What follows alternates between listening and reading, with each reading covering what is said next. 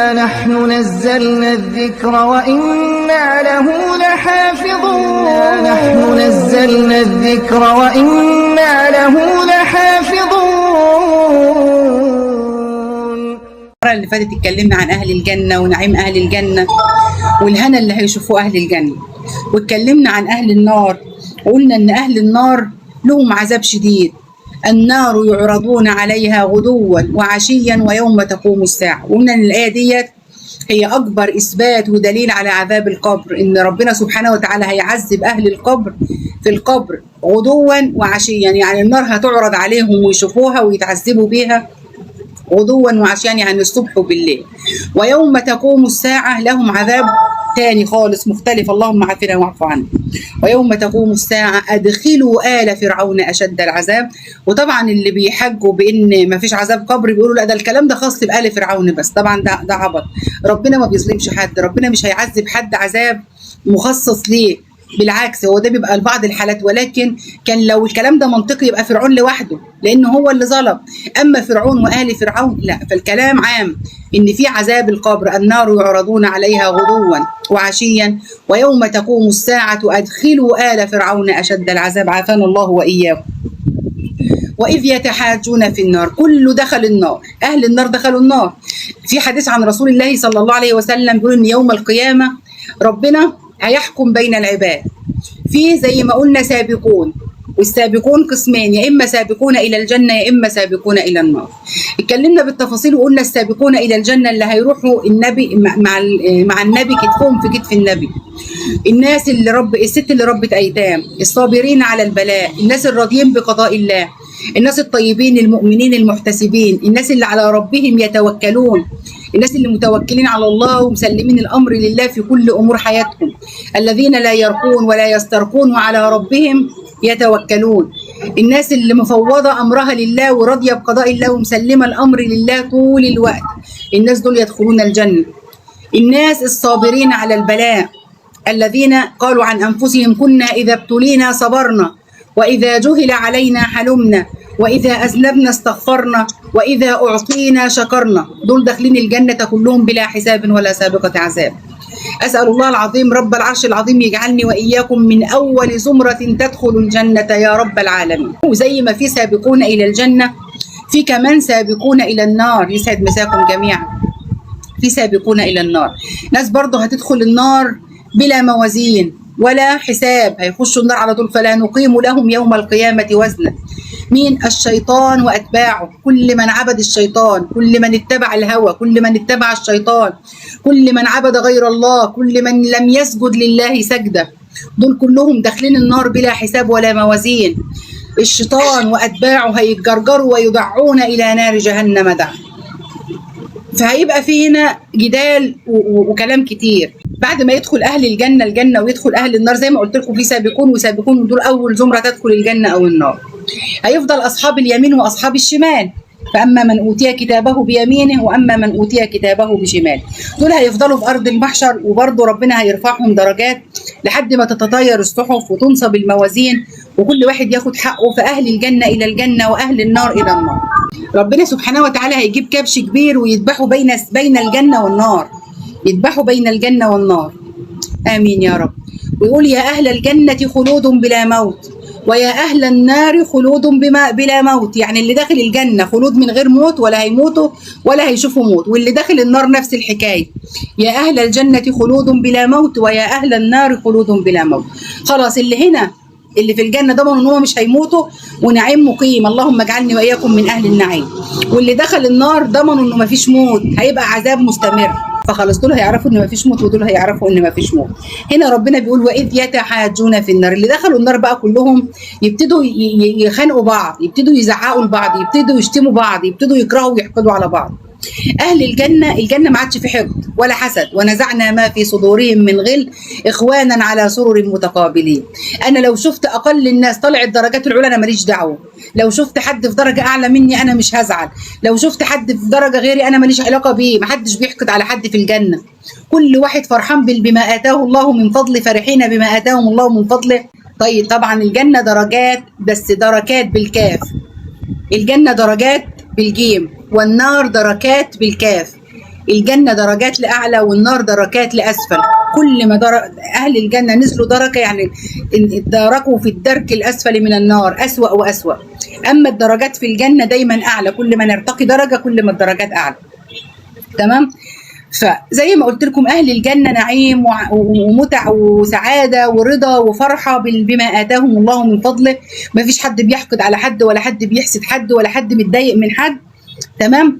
أما أهل النار بقى الحرب تبدأ أول ما كلهم يدخلوا، كل واحد يمسك التاني يقول له أنت السبب، أنت اللي ودتني النار. اللهم آتهم ضعفين من العذاب والعنهم لعنا كبيرا. إذ تبرأ الذين اتبعوا من الذين اتبعوا ورأوا العذاب وتقطعت بهم الأسباب. وقال الذين اتبعوا لو أن لنا كرة فنتبرأ منهم كما تبرأوا منا كذلك يريهم الله أعمالهم حسرات عليهم وما هم بخارجين من النار. فسبحان الله في النار خلافات ومشاكل وآيات وخناقات. آية كم من فضلك؟ آية 46 سورة غافر. آية 46 سورة غافر. وإذ يتحاجون في النار، يعني إيه؟ بيتكلموا بيتناقشوا بيتجادلوا مع بعض. فيقول الضعفاء للذين استكبروا إنا كنا لكم تبعا. زي مثلا مدير شركة، مثلا مدير شركة ممشي بقى رشاوي وخرب الدنيا ومصالح وحاجات والدنيا بايظة. تمام. فيجي بقى اللي تبعه واللي تحت منه، ما خلاص هي كده كده الدنيا خربانه وماشيه بالزور وماشيه بالرشاوي وماشيه بالفساد. طب ايه اللي خلاها تمشي؟ لان المدير عاجبه الكلام ده، هو اللي ممشيه. هل معنى الكلام ده ان انا لما اروح النار المدير هيشيل عني؟ ولا واحده صاحبتي خدتني امشي معاها في الحرام هتشيل عني؟ ولا واحد صاحب واحد علمه يشرب سجاير هيشيل عنه؟ ولا اول واحد شرب واحد الخمر؟ ولا هل الكلام ده كله هيكون سبب في ان الناس تشيل عن بعضها؟ ابدا ابدا، ما فيش الكلام ده. ما فيش. لكل ضعف ولكن لا تعلمون. مهما نتخانق ونقول يا رب هو اللي ضللني، هو اللي خد بايدي للنار، هو اللي، ما فيش الكلام ده. ما حدش بيشيل عن حد. كل واحد بيقول يلا نفسي، وكل انسان الزمناه طائره في عنقه. رب العباد سبحانه وتعالى بيقول واذ يتحاجون في النار. تمام. وإذ يتحاجون في النار فيقول الضعفاء للذين استكبروا إنا كنا لكم تبعا. يعني مثلا الممثلين، المطربين، أي حد إحنا بنتابعه النهارده بقى وعاملين له فولو وبنتابعه ونحضر حفلاته. ومثلا حد من المطربين، مش عايزة أذكر أسماء، ولا مطربة ولا مطرب ولا رقاصة ولا الناس اللي بيروحوا يدفعوا آلافات عشان يحضروا حفلاتهم. الآلافات دي لو تصدقت بربعها بس على فقير ولا على أسرة أيتام ولا على حد مريض ولا على حد محتاج تدخلك الجنة.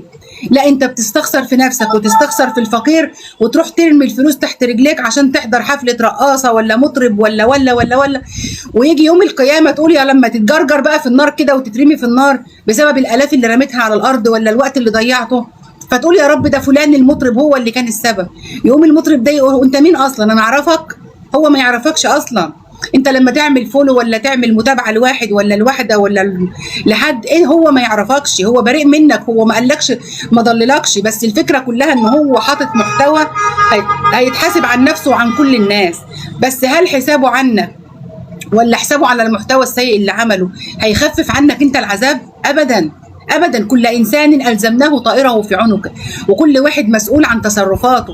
مش معنى ان انا عملت اغنيه ولا عملت فيلم اباحي ولا عملت اي حاجه مسيئه ان انا هتحاسب. ايوه هي هتحاسب على كل اللي اتفرجوا عليه، بس هل حسابها عليهم كلهم هيخفف حسابهم هم؟ ابدا. هي ما ضربتش حد على ايده وقالت له تعالى اتفرج عليا، والمطرب ما ضربش حد على ايده وقال له تعالى اسمعني ولا ارمي الفلوس دي كلها على الارض. فكل واحد هيتحاسب لوحده. فيوم القيامه هيبقى في حرب وخناقات ومشاكل، ده يقول لي ده انت السبب وده يقول لي ده انت السبب وده يقول له ده انا بريء منك انا ما اعرفكش وده يقول له ده انا بريء منك انا ما اعرفكش، وكل واحد يرمي الحمل والذنب على الثاني. الكل بيتبرى من الثاني يوم القيامه.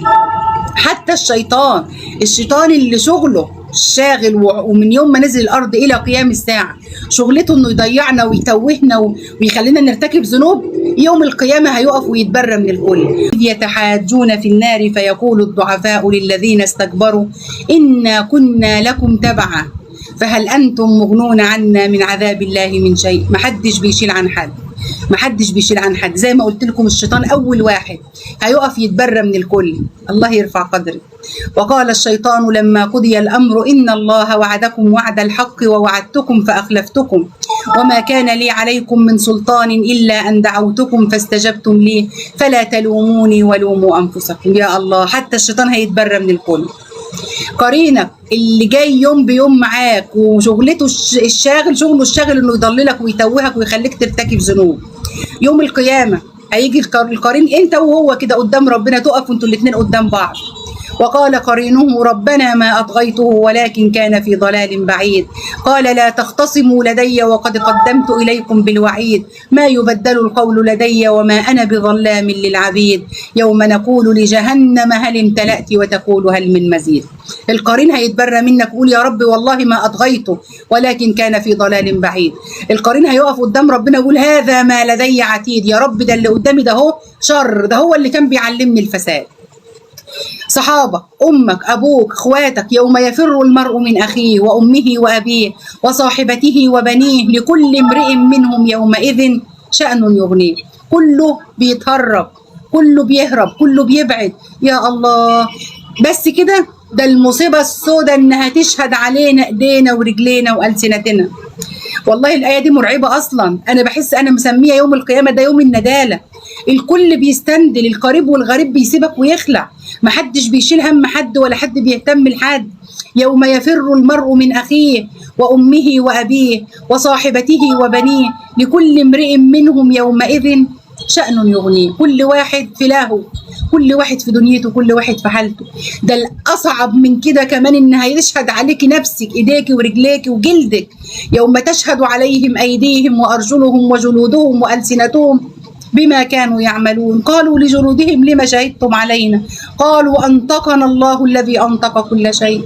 يوم الندالة يا جماعة كله بيتخلى عنك، والله ما نفعك غير عملك الصالح، محدش هينفعه غير عمله الصالح. اعملوا يا جماعة وأكسروا صدقتك، جبرك للخواطر، إنك تدخل الفرحة على قلب مسلم، إنك تقضي حاجة حد، إنك تكبر بخاطر حد. الله يكبر بخاطركم، الله يكبر بخاطركم دنيا وآخرة جميعا يا رب. يا جماعة كان الله في عون العبد ما دام العبد في عون أخيه. وإدخال السرور على قلب مسلم من أجمل الطاعات وأقرب الطاعات إلى رب العباد سبحانه وتعالى. جبر الخواطر، إنك تقف جنب حد، إنك تساعد حد، إنك تقضي حاجة حد، إنك تطبطب على حد، إنك تسمع حد مخنوق وعايز يفضفض بس تقعد تسمع وتتكلم معاه. والله دي كلها حاجات هتنفعنا عند ربنا. تزودوا فإن خير الزاد التقوى. هيجي يوم عليكم هينقطع العمل، إذا مات ابن آدم انقطع عمله إلا من ثلاث: صدقة جارية أو علم ينتفع به أو ولد صالح يدعو له. فأكثروا من الأعمال الصالحة قبل أن تنقطع الأعمال. هيجي عليكم يوم هتتمنى لو ترجع بس عشان تتصدق صدقة، ولا تفرح حد، ولا تقضي حاجة حد، ولا تساعد حد. سعيك في حاجة أخيك أفضل من اعتكافك في مسجد رسول الله شهر. يا جماعة تزودوا فإن خير الزاد التقوى.